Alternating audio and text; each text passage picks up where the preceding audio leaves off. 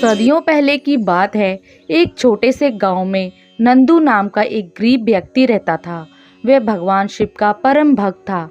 उसकी पूरी जिंदगी बस भोलेनाथ की भक्ति में बीतती थी। लेकिन गांव के लोग उसका मजाक उड़ाते थे। भगवान भक्ति से पेट नहीं भरता, कुछ काम धंधा कर, तभी तेरा भला होगा। लोग इस तरह से उसका मजाक बनाते। लेकिन नंदू को इन बातों से कोई फर्क नहीं पड़ता था। महाशिवरात्रि का दिन आया। पूरा गांव शिव मंदिर में जल चढ़ाने और पूजा करने की तैयारी कर रहा था। अमीर लोग गंगाजल, दूध, बेलपत्र और धतूरा लेकर मंदिर जा रहे थे। लेकिन नंदू के पास कुछ भी नहीं था। उसने इधर उधर देखा, सोचा मैं क्या चढ़ाऊं। तभी उसकी नज़र अपनी लकड़ी की धुनी पर पड़ी जिसमें भस्म जमा था। शिव तो शमशान के वासी हैं, उन्हें भस्म प्रिय है। ये सोचकर उसने दोनों हाथों में भस्म उठाई और मंदिर की ओर चल पड़ा। मंदिर में भारी भीड़ थी। राजा से लेकर बड़े बड़े व्यापारी तक पूजा करने आए थे। महंगे चढ़ावे देखकर लोग गर्व महसूस कर रहे थे। नंदू जब वहां पहुंचा तो लोगों ने उसका मजाक उड़ाया। अरे ये क्या ले आया? भस्म।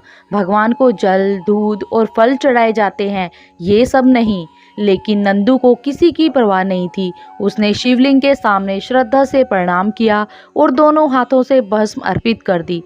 अचानक मंदिर में घंटों का नाद गूंजा। शिवलिंग प्रकाश से जगमगा उठा। पूरी धरती हिलने लगी।